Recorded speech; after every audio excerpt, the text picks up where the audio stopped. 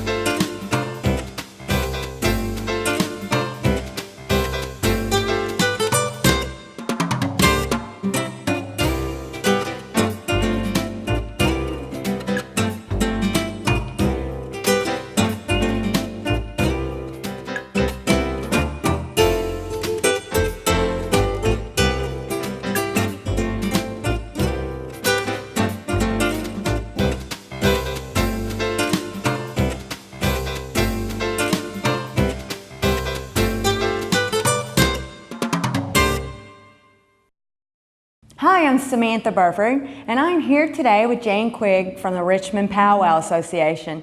Jan, can you tell us what's happening with the Richmond Powwow? Yes, I can. We're happy to present our 18th, I think, powwow, September the 23rd, 24th, and 25th. September the 23rd will be Children's Day or Kids' Day. We have over 1,000 kids that come. They're bused from Fayette County, Madison County, Kenton County, all over the surrounding counties of Kentucky to come to our event.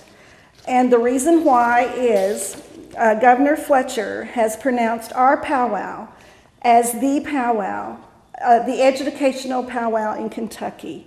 And we are so proud of that because we do a lot of contributions for the rich American heritage and culture in our Commonwealth. That is great. So if someone wants to attend the event, can you tell us where it's at and how much it will cost to get in? Yes, it's at Battlefield Park, 1546 Battlefield Memorial Highway, US 421. Okay. The cost is $2 per children and $5 for adult. The reason we charge is we have to pay our talent.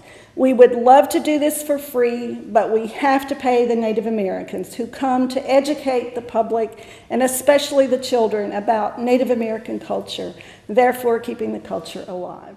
So Jan, tell us, will there be any kind of special famous people attending your event this year? Yes, we're very proud to have Lenny Prince. She's a Native American author of the book called Scattered Leaves.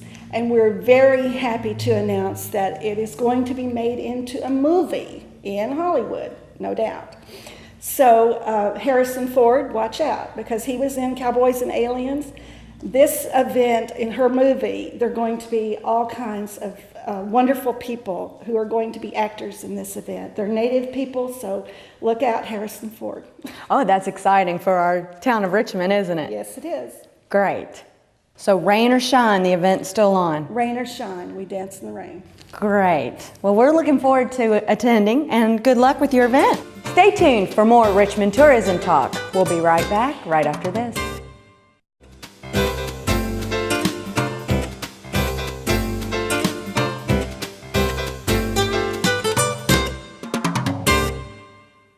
Sparky the Fire Dog here. Make sure your family has a fire escape plan, and they practice it twice a year.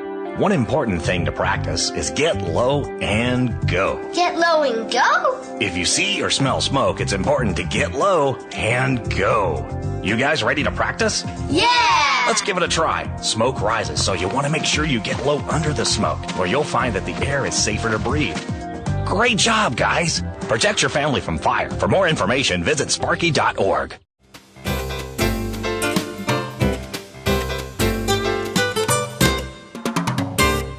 Hi, I'm Joe Bentley, and I'm with Jay Marks, Associate Vice President of Alumni Affairs. And Jay's here to talk to us a little bit about homecoming. Can you tell us when it is this year? Homecoming is going to be taking place on October 22nd this year. We've got a whole gamut of activities and events to go along with the game as well. Well, who's Eastern playing? Who's their opponent, and what time is that game for everybody? We'll be playing Tennessee State at 3 p.m. on Saturday. What are the kind of activities you have going on besides the football game for homecoming? Actually, following Sunday, one of our bigger events that we plan each spring and fall will be EKU's Day at the Races, where we have about 250 different EKU alums from all across the country really that come in, and we'll be up at Kingland for that day. Plus there's activities that will be taking place on campus starting on Thursday throughout the weekend. Well, tell us about the parade. That seems to be the perennial favorite for everyone. I know my kids and we line up on the street on Lancaster and watch. It's something to look forward to every year. Tell us a little bit about the parade, when it starts, and maybe do you have any idea how many entries you have or how many you're expecting this year? Generally, we have close to 100 entries in the parade. It'll be taking place roughly 11 o'clock following the homecoming run, which really kicks off at 11 o'clock. The parade will be right behind them at like 11:05. It'll follow the typical parade route of down Lancaster, then Main Street, and then loop back around onto campus. Okay. Well, if people want more information about the homecoming activities or parade, where can they find that information at? We've got a whole bunch of the different activities and events already set up on the alumni site at Eastern right now. We're working on the revamping of the homecoming site for the main university page, and that should be up in the next week or so. Okay. Well, thank you for your time, Jay, and we appreciate you coming by, and invite everyone to come out and enjoy the alumni activities that Eastern's putting on for us. They do a great job every year, and we really appreciate it. Thank you, Joe. Always a pleasure. Yep. We'll be right back with more Richmond tourism talk. Young lives need air. It's better when you go outside because you can learn more. I feel birds in here. Light. Water. Raining. Rain will make it grow. Food. Well, what's in you is really what's around you.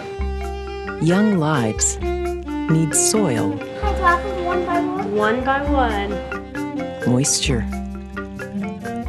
Sun. Shade. Young lives need care, attention, and love to bloom and thrive. Growing bodies and minds grow better when they connect with nature every day. Open your door. Visit Nature Explore. Parents, go online at arborday.org. It has to do with the whole being outside thing.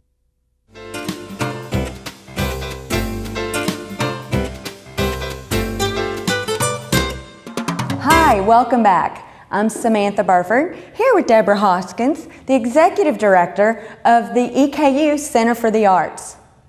And we will open on Friday, as you know, and you've had a wonderful time last night. I did. We had a great time. It was so enthusiastic, and people seeing it for the first time was incredible. When they walked in, they had that wow factor look on their eyes. Exactly. Yeah. Lots of black tie, Oh, yes. fancy dresses. It was wonderful time. Very elegant.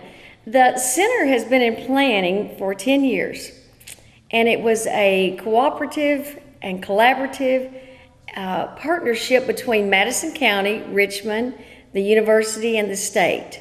And all these parties came together, had a vision to build this new center, and now they have the cream of the crop out there. It's the Central Kentucky's largest venue with 2,100 seats. It's 128,000 square feet. That's a big house to have to clean. It is big, and big to fill. It is. But with 2,100 seats, we're able to do a lot of different and exciting things, being the largest venue, performing arts center. So tell us, who are some of the people and famous shows that we're going to see this season? We have a great lineup for our inaugural season. Of course, we kicked off last night with our special event and 9/11 memorial that we remembered our fallen heroes, and our cirque show. So that's amazing. It was, yes, it was. And it showed off what the building can do. We can do anything from Broadway to Pops. We have B.B. King. Winona Judd's our next one on September 24th, and folks can purchase tickets by calling 622-SHOW. That's easy to remember. It is. So can they go online and get tickets as well? They can. It's ekucenter.com. Now, are there different prices for different tickets? There's levels. The closer you get, the more expensive, the more package you do. But we have 4 different series that people can purchase. Great. And we encourage them to purchase the everything package, and then they get to keep their seats all during the year. They know where they're going to go in and sit down. But after Winona, we have B.B. King. And we have Willie Nelson coming. He'll be rolling up in The Red-Headed Stranger. Yes. And then we have Wynton Marsalis. We have the Munich Symphony. And the Munich Symphony is the group that did the music for Silence of the Lambs. So when people, they can now tie what's coming and what made the soundtrack for that. Exactly. We kick off the holiday season with Mannheim Steamroller. Oh, very famous. Yes, it is. And so it's the most, the number one recording of Christmas music in the country. Right. Their CD is. Then we have everyone's favorite, Disney's Beauty and the Beast. Oh, so it'll be great for children and adults. Oh, yes. And it's on a Sunday, so that makes it nice, too. And then we have the Temptations and the Four Tops. We have the Coasters, Drifters, and Platters. We have Spamalot, the Broadway show Spamalot. We have Chris Bodie. He is awesome. He's a PBS special and a trumpeter, and trumpet guys absolutely love him. We have Aretha Franklin coming in. Oh my goodness. I know, it's going to be so exciting. There's like something for everyone. Absolutely, there's something for everyone. We have a group that Yo-Yo Ma put together called the Knights. It's an incredible chamber music group. And an important thing that we're going to bring in April is the Vietnam Wall. We're bringing a replica of the wall that will sit on our campus, and we'll invite everyone from Kentucky to come in and see it. And we're planning for probably around 70,000 people to come to Madison County just for that visit alone. Oh, that's great. And it's wonderful for our Richmond tourism. Absolutely. Yes. That's what we're trying to encourage people to come here and providing all these wonderful performances for them to do. Our hotels are already filled up from this weekend. Great. And already planning, when you bring an orchestra in that has 100 performers, 100 singers, and a tech crew, you're filling it up. You are. It's going to change the economy of Richmond and Madison County. Right. So you're finding that people are not just attending from Richmond, but it's Kentucky-wide and even out of state. Oh, it is. Last night at the performance, we had folks from Virginia and Indiana and Ohio, Baltimore. Some folks came in. It's quite impressive. It is. And we invite people to come by and see the center. We'll be occupying it in our offices probably by the 24th, when the furniture's just getting in. Great. But everything else is ready. We invite them to come down for a tour anytime. Oh, that's great. And then remind us once again how they can purchase tickets to come see all these great shows. It is. It's ekucenter.com, or it's 622-SHOW, and that's 622-7469. Well, thank you so much for letting us know all these special famous people that are going to be attending, and we look forward to selling many tickets, and best wishes. Thank you so much. Thank you. We will be right back with more Richmond Tourism Talk right after this.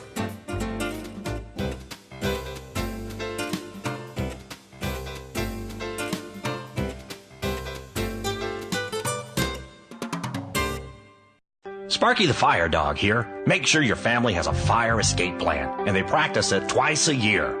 One important thing to practice is get low and go. Get low and go? If you see or smell smoke, it's important to get low and go. You guys ready to practice? Yeah! Let's give it a try. Smoke rises, so you want to make sure you get low under the smoke, or you'll find that the air is safer to breathe. Great job, guys! Protect your family from fire. For more information, visit sparky.org.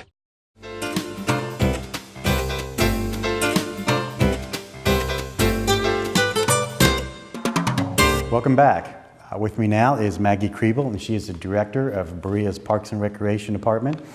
Maggie and I worked together several years, so I know her very well. I consider her as good friends, so this is going to be an easy interview, I'm sure.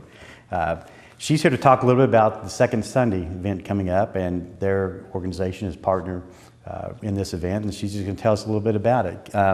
What exactly is the Second Sunday for those of us that may not know?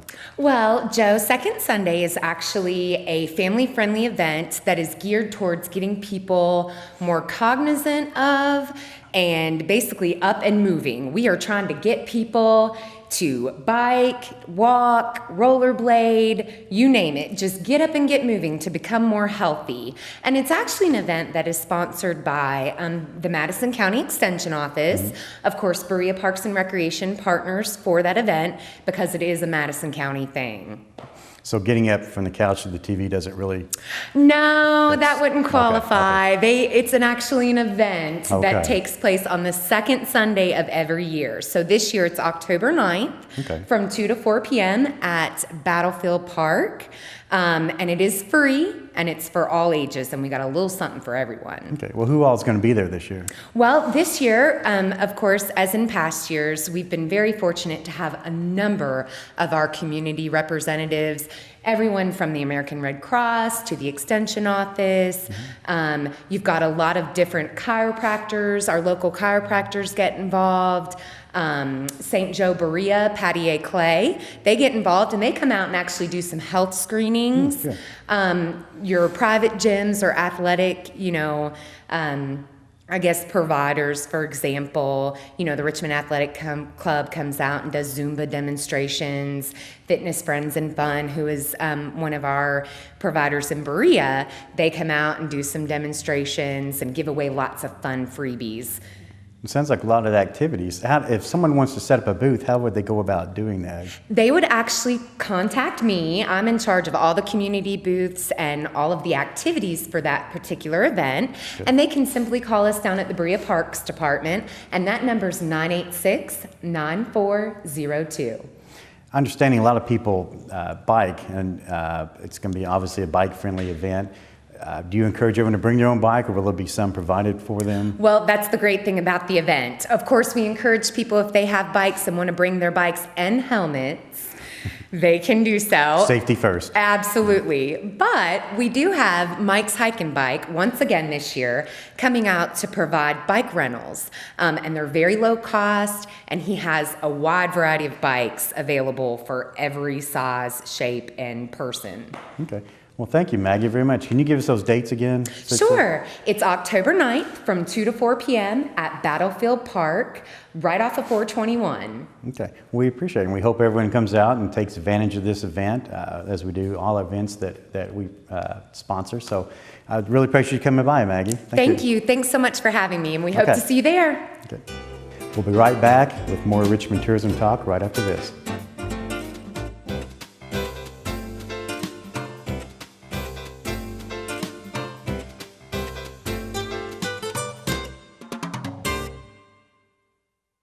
Hi, I'm Samantha Burford, and welcome back to Richmond Tourism Talk. I'm with Lachey Mullins with Whitehall State Historic Site, and we're going to talk a little bit about the Ghost Walk. So tell us something about it and let us know about some spooky events going on. Okay, our Ghost Walk takes place this year, the last 2 weekends in October, starting on the 20th, ending on the 29th. And we run 12 shows a night from 7 o'clock in the evening until 10:30 if we book up. We take 20 people on each tour, and these tickets are by reservation only. We start taking reservations October 1st, and they're $10 a person straight across the board. Okay, so how do people go about getting these important reservations? Well, they'll call Whitehall, and our phone number is 859-623-9178. Great. And just tell us what time and day they want to come, and we'll book them in. And you said how many per day? 20 per show. 20 per show. We do 12 shows a night. So are there real ghosts at Whitehall? Well, I don't know. It depends on if you believe that kind of thing. Okay. I had a tour guide whose answer when he was asked by guests if the mansion was haunted, he would say sometimes. And I think that's probably the best answer you can give, because sometimes we'll have something happen nearly every day, and then other times it'll be months. Right. So now, will this be something that's appropriate for children, or is it a little too scary? It's not really scary. It's not a typical haunted house where people are trying to jump out at you, or okay. More of a theatrical type of experience. Great. So if your child is into watching a theater production or something like that, they'd probably get into it. Oh, that's great. So it sounds exciting and sounds like it's going to be very well planned and thought out. So if you remind us once again how they can order their tickets in advance. They can call Whitehall State Historic Site, 859-623-9178, and just call and let us know what time and day you want to come, and we'll book you in. And the dates again, one more time. Last 2 weekends of October, starting October 20th, ending October 29th. Well, thank you so much Thank for you. being with us here at Richmond Tourism Talk, and we will be right back with more Richmond Tourism Talk.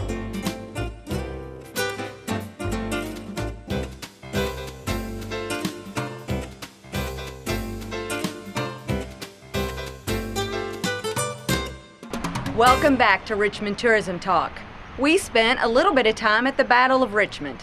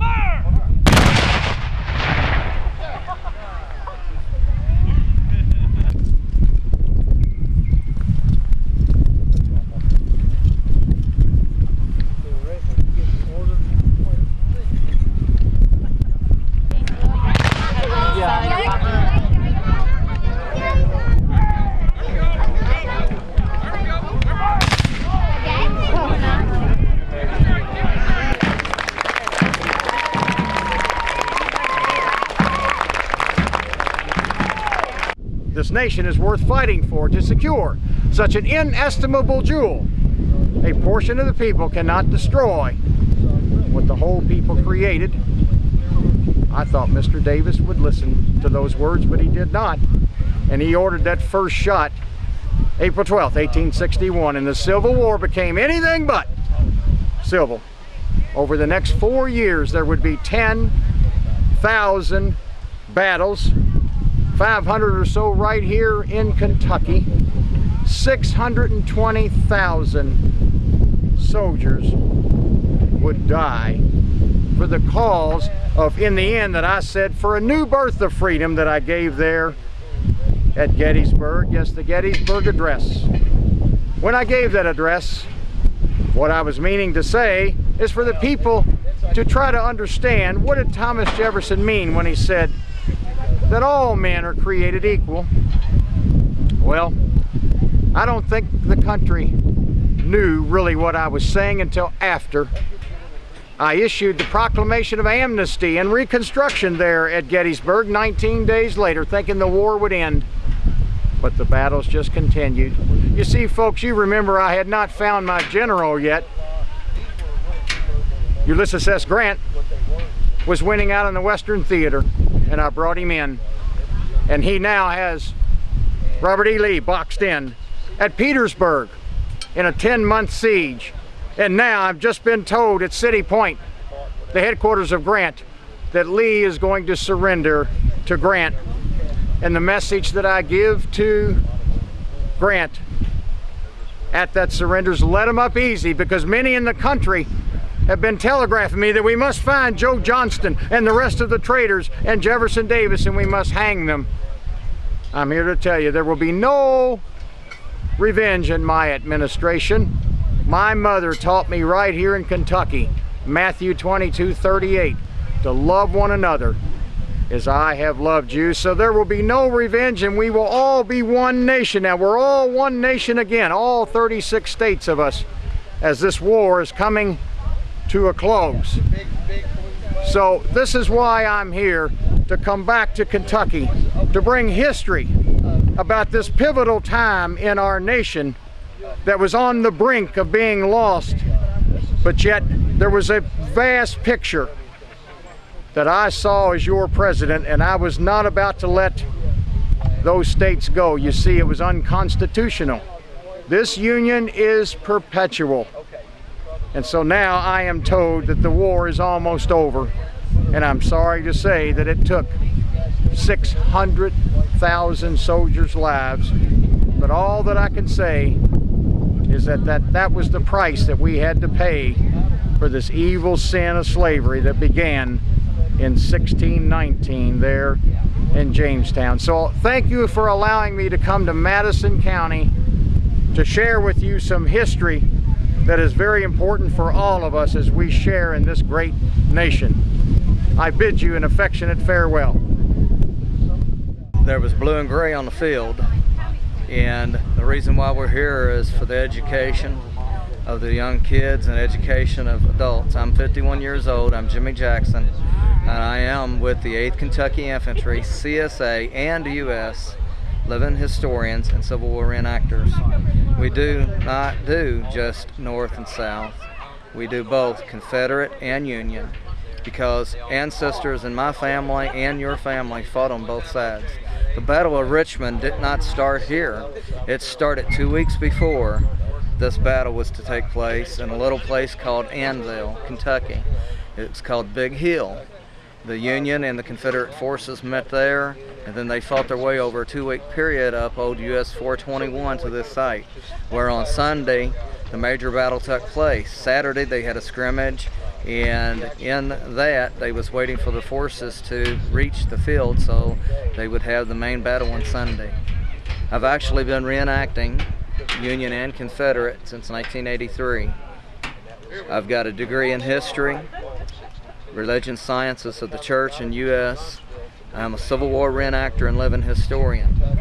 There is really no big difference between being a reenactor and a historian, because teaching the history as you live it, as they lived it in the past, is what we are about.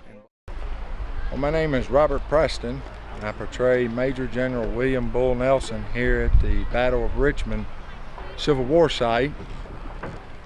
Been in the Civil War reenacting for over 22 years.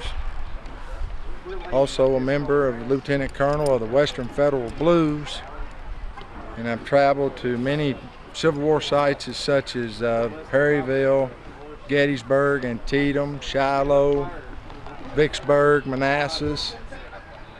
Even participated in the movie of Gettysburg as a backup star, as you might call it, but mainly portray living history to love to educate the children and youth the knowledge of the American Civil War.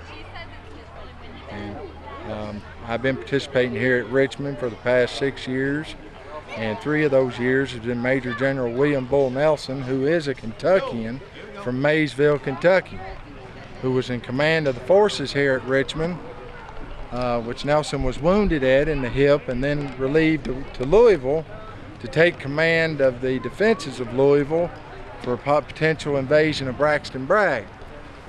Unfortunately, Bull Nelson was killed at the Galt House in Louisville by one of his brigadier generals, Jefferson C. Davis from Indiana.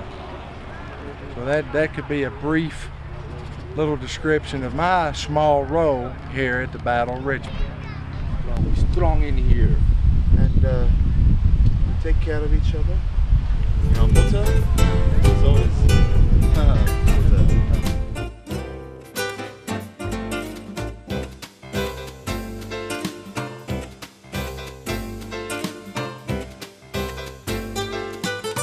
For more information about these activities and events, or more going on in Richmond, Kentucky, just use the contact information on the screen. Joe and I would like to thank you for watching Richmond's first Richmond Tourism Talk. We'll see you next time.